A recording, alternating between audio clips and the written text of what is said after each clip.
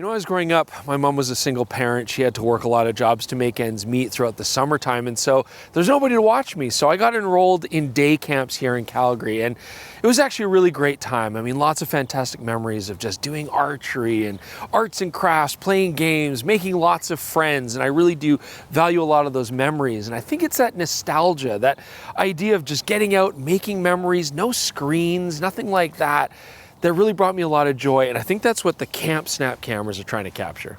And so at first glance, I think the Camp Snap camera does a really good job of capturing this kind of compact, point and shoot, disposable camera kind of look, and it's got a kind of vintage charm to it on its own, but when you get it in hands, it does feel a lot like a toy. So is this a great tool to capture those long lost nostalgic memories, or is this just a very insanely popular toy camera, but in the heart of it, just kind of a plastic piece of junk? Well, we're gonna find that out. I'm Chris Niccolls, this is PetaPixel, and this is the Camp Snap camera.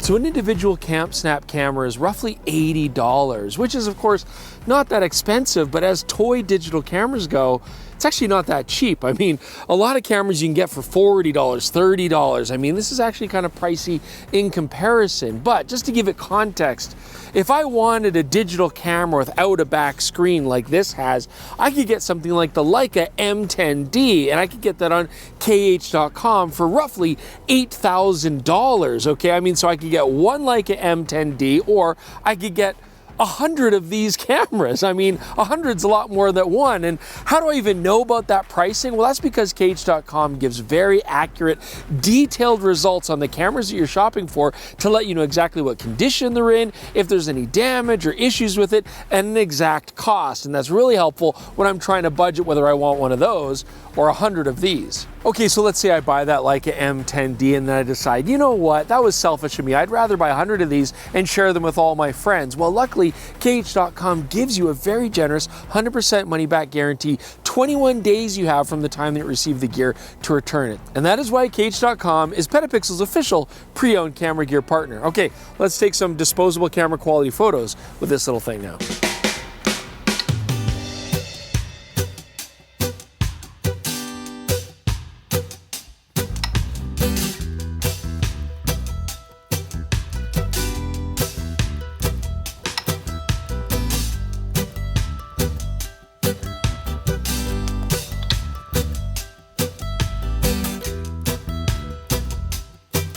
And it's funny, I hear a woodpecker going off there on the trees, and there it is.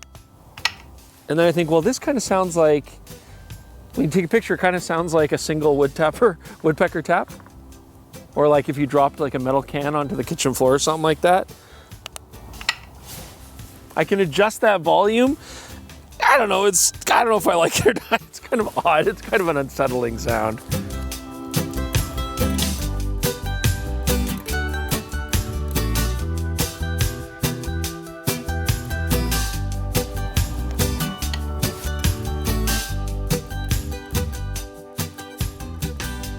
So you can think of today's video as, you know, a bit of a review. I'm gonna talk about the handling on the camera, the image quality, you know, my thoughts about all that kind of stuff, but really it's to answer a mystery about why these Camp Snap cameras are so popular. I mean, these things are just selling out like crazy. And as I've already mentioned, I mean, yes, although they're affordable, they're quite a bit more expensive than your average toy camera that you normally give to kids. And on top of that, they're very stripped down. I mean, no screen on the back, very few controls and stuff like that. So why is such a basic camera so popular, even though it's a little bit more expensive? Okay, so let's talk about just the general design of this camera. I mean, it does have kind of a cute charm to it when you first look at it. It's a very manageable size, obviously very lightweight. I brought a disposable 35mm film camera here just for reference, and you can see very similar, not just in size and dimensions, but also overall build quality and feel. That being said, these aren't disposable. I mean, these are meant to be used over and over again. So what we actually have in here is a built-in battery. It's good for about 500 shots on a full charge, and you just charge it through a USB-C port that's here on the bottom. This is also where you're gonna connect your computer to download your photos. Now for storage, I can shoot about 2,000 photos onto the 4GB micro SD card that comes with the camera. It's in here underneath a classic plastic plate that is locked in place with a screw. So parents will need a screwdriver if they want to access that. But unlike the Bluey camera that we looked at before, I do like that you don't have to remove that to get the card out to download, because again, you can just go through the USB-C port. I think that's great. There's also a couple function buttons here which are used just for things like setting date and time or changing the volume of the sounds, for example. As far as other controls go, there's really not much. I mean, first off, we do have a single shutter button here on the top, but this also doubles as the on-off switch. So if I do a quick press when the camera's off, nothing will happen. But if I hold it down for about a second or so, the screen will come up here. I get a little, indicator that the camera's turned on with a little sound. It'll show me how many photos I've taken so far on here as well. And then that's it. When I want to turn the camera off, I just have to hold that shutter button down for long enough, quite a while actually, a few seconds here, and then it'll let me know, oh, it's off. I do also have a flash on here, but it's not an electronic flash. It's actually an LED light here, kind of like we'd have on a smartphone. And I find it pretty low power. You got to be fairly close to your subjects to get this to work properly. You just got a basic control here to turn it on, to turn it off, or you can leave it in auto where it will automatically fire if it feels the exposure is really dark. Now, that being said, one thing I will say about cameras like this is not a disposable camera, but it shoots a lot like it as far as your focusing distance goes. So although that flash is very low power, you cannot get too close to subjects. If you're anywhere closer than about a couple feet, you are going to be out of focus. So keep that in mind. You got to maintain a bit of distance there to shoot from. And for controls and handling, I mean, that's basically it, right? And we've got our plastic viewfinder here in the middle and nothing else to really speak of. So this actually does handle very much like a disposable film camera would. But now let's get to the heart of this camera, the image quality. So what kind of heat is this baby packing? Well, we got an 8 megapixel type 1/3.2 sensor, f1.8 lens.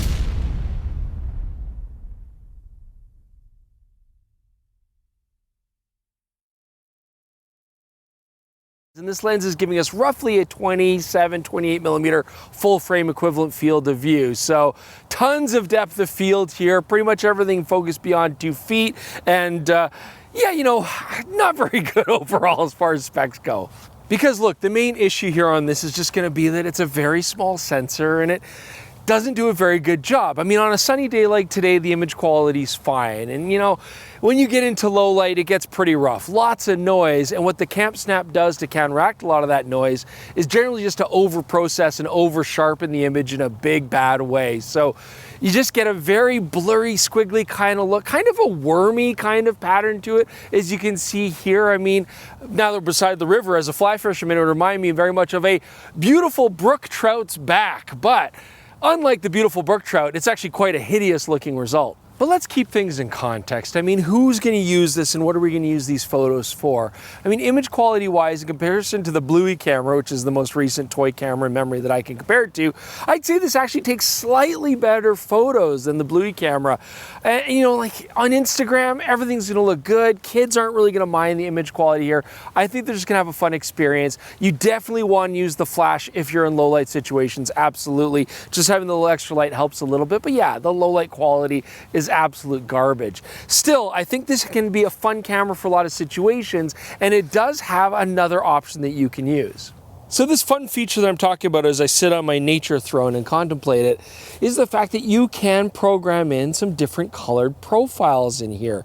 Now, the big downside right off the bat, you cannot change them in camera, and that's really annoying. And that's something where I think the fun factor is missing and really needs to be improved. I mean, the Bluey camera took terrible photos, but one of the fun things about it was I could switch between black and white or sepia or all these fun art filters, and I know that children actually find that feature a lot of fun as well. Here on the Camp Snap cameras, this is what you can do. First off, there are some pre-made profiles that you can just download right off their website. For example, today I'm mostly using the Coda 100 profile, which looks a lot like a Kodak color negative, kind of pushed reds and oranges and things like that. But you can also actually use the website to make your own. You can actually go in there and push sliders to change things like contrast, saturation, hue, color balance. It's actually pretty full featured, and then download that profile right onto your computer. Now what you have to do though to then change the profiles is rather cumbersome. You got to plug the camera in, you got to go to the root directory of your storage, delete whatever profiles are already there, because because it can get confused, and then put one of those profiles into that root directory. And whatever's sitting at the top, that is what the camera will then automatically load when you turn it on to shoot. So yes, you have the option to use these different color profiles, but it does take a lot of the fun away from the camera when the only way to change them is a cumbersome process via your computer. So let me talk about just a bit about the shooting experience here on this camera. I mean, first off, it's got this nice little thumb cutout and actually handles pretty nice. I don't feel like I'm gonna have any problems dropping it. And CampSnap actually say that their cameras are fairly rugged. I mean, they're designed that you can drop them without too much damage. I don't know if I'm gonna test that fully. I will say though that the on-off switch with the shutter button, with it being quite pronounced, I do find that often when I put this in my pocket and then take it out, the camera's on for who knows how long. I don't know, or how many shots it's taken of my inner pocket. That'll be exciting to find out, but that's a bit annoying. The other thing I would say is there's quite a bit of shutter lag. So from when you actually want to take a picture with the shutter button to when it fires, there's a bit of delay there. And so you have to kind of practice waiting till you hear that sound go before you take it away from your eye or move it. And that takes a little bit of patience. And if I know children, they're super patient about things. So I don't know, that might be a problem. On the plus side though, the viewfinder experience, I mean, it's a plastic viewfinder, what are you gonna do? But it's actually fairly close to your final composition. So they did that quite right. So why is this camera so popular? Well, I think we have to really look at it in terms of the different groups of people that it might be used for. So first off, let's talk about this as a kid's camera. So as a parent, it's not a ton of money to put out, so I don't feel like I'm risking a whole bunch of cash letting my child use this. And I think it's rugged enough for most situations they're gonna get in, as long as you don't get it soaking wet.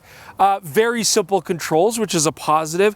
And I think what a lot of parents are gonna enjoy is the fact that it doesn't have any sort of screen on it. Yes, that does limit how useful the camera can be and complicates changing things like colored filters and stuff. But for children to not have a screen, just be able to go out, have fun, shoot, and have that sort of excitement and surprise of seeing what they captured that day when they get home, I think there's a lot of positivity there.